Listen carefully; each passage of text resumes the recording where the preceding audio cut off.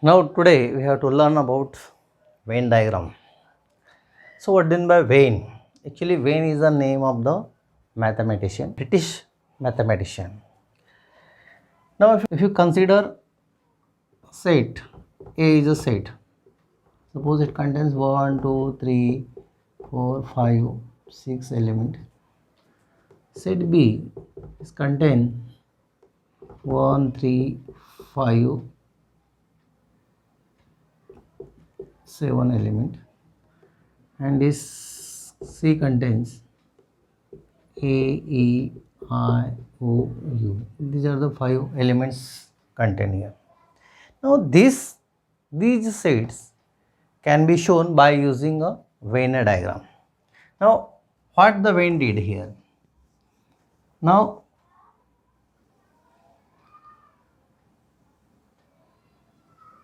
त्यांनी काय केलं, एक अशा प्रकारचं रेक्टँगल घेतला. ठीक आहे. आणि या रेक्टँगलमध्ये हे दिलेले घटक दाखवले, संच ए मधले घटक दाखवले. ए 1, 2, 3, 4, 5, 6 या पद्धतीने. त्याने संच दाखवण्याची दुसरी एक पद्धत ट्रायंगल तयार केलं. या ट्रायंगलमध्ये सुद्धा हा संच दाखवतो 1, 3, 5 and 7. दिस इज बी. किंवा एका सर्कलमध्ये सुद्धा हा संच दाखवता येतं सर्कलमध्ये.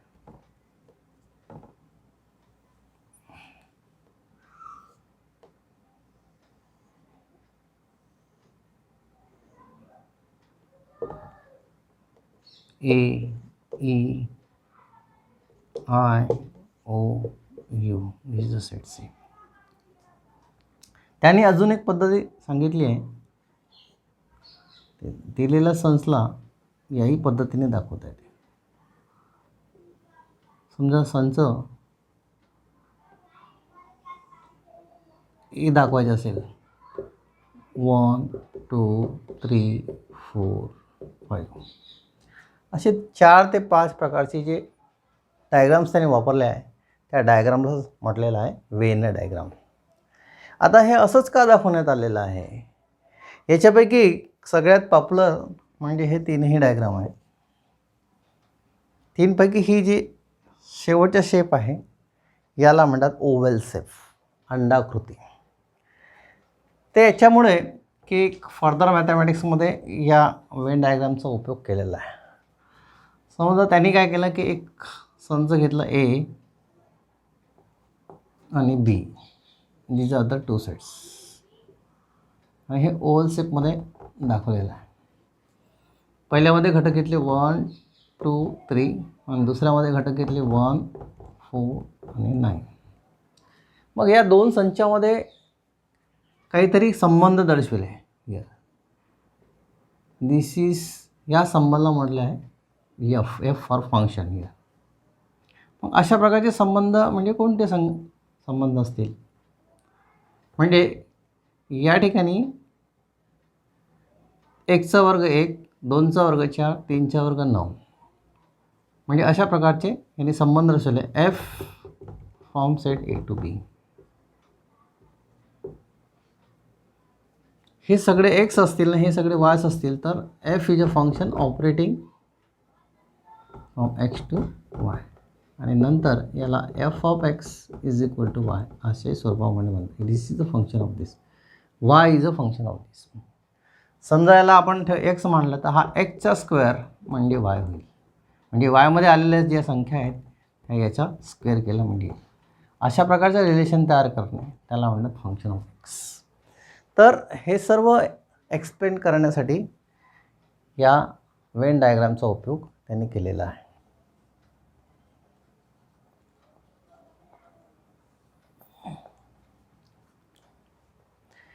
नेक्स्ट कॉन्सेप्ट आहे सबसेट. सबसेट म्हणजे काय? पहिल्यांदा आपण त्याला उदाहरणाद्वारे समजून घेऊ की समजा ए हा एक संच आहे. A is one of the set containing n element 1, 2, 3, 4, 5, 6, 7 असे घटक याच्यामध्ये आहे.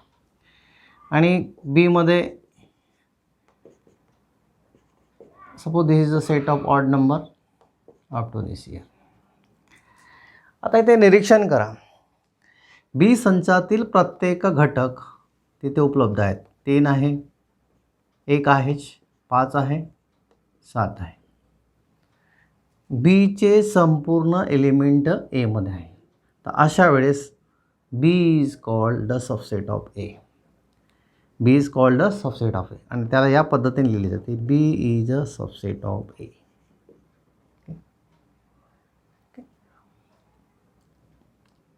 A and B are the two sets. Every element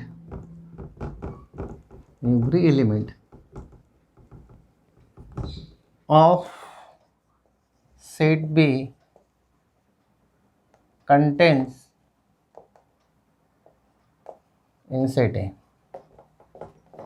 Then set B is called the subset of set A. It is denoted by B is a subset of A. B is a subset of A. Example या ठिकाणी आपण लिहिलेलं आहे. दुसरा आपल्याला example घेता येईल.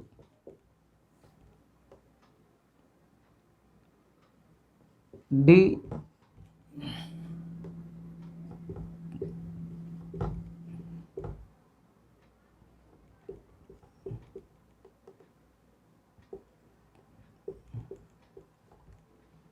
आता या ठिकाणी डी म्हणजे या ठिकाणी लेटेस्ट वापरला आहे मी आणि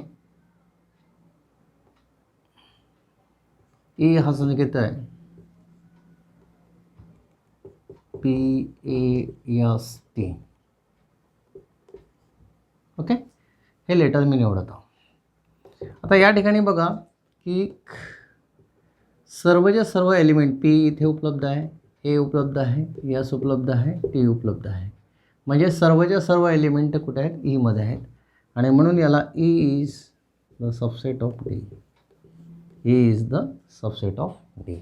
अशा पद्धतीने आपल्याला सबसेटची डेफिनेशन करता येईल. Properties of subset.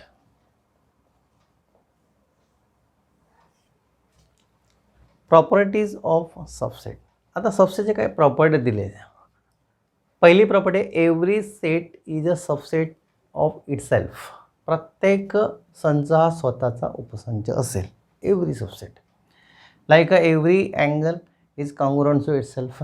Every triangle is congruent to itself. Every triangle is similar to itself.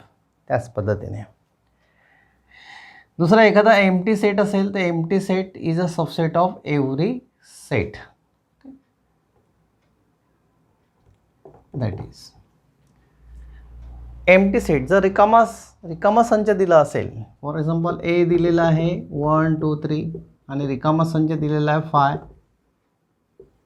5 मध्ये एकही घटक नसतील तर आपल्याला असं म्हणता येईल 5 is a subset of A. 5 is a subset of A. Is a subset of A. Okay, या ठिकाणी पहिला म्हणता येईल every subset A is a subset of A.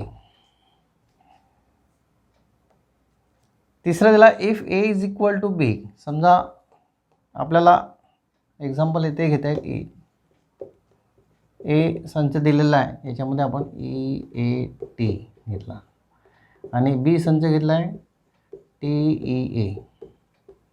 Okay, तर या ठिकाणी जर आपण बघितलं की दोन्ही संच हे सारखे आहेत, ए इक्वल टू बी, म्हणजे if A is equal to B then A is a subset of B. तुम्ही जर चेक केला तर या ठिकाणी आपल्याला म्हणता येईल की ए is a subset of B, म्हणजे याचे पूर्ण घटक इथे आहेत. ई इथे आहे, ए इथे आहे, टी इथे आहे, म्हणजे A is a subset of B. And असंही आपल्याला म्हणता येते या बी संचातील संपूर्ण घटक या ए संचामध्ये आहेत. म्हणजे टी इथे उपलब्ध आहे, ए इथे उपलब्ध आहे, ए इथे उपलब्ध आहे, म्हणून आपल्याला म्हणता येईल B is a subset of A. हे दोन्ही आपल्याला म्हणता येते. चौथा जो दिला आहे, if A is a subset of B, म्हणजे हा दिलेला आहे. B is a subset of A, म्हणजे हा आहे. हे दोन्ही जर सबसेट असतील तर आपल्याला A is equal to B म्हणता येते.